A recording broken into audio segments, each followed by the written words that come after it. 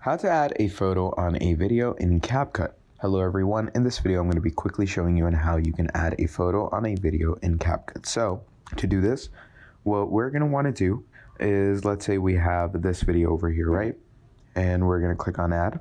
Now, as this video is going on, if you want to add a photo on it, what you are going to want to do is you're going to click on this plus icon over here and you're going to choose a photo. So let's say I have this photo over here and I want to add this photo above it. So what we are going to do is I'm going to make sure to go ahead and make this small, and you're going to make sure to add a layer over it, and you're going to add an overlay over it. So I'm going to come here, I'm going to hold this, I'm going to bring it here, and as you can see, if I go ahead and squeeze this down and add this image up here, look at that.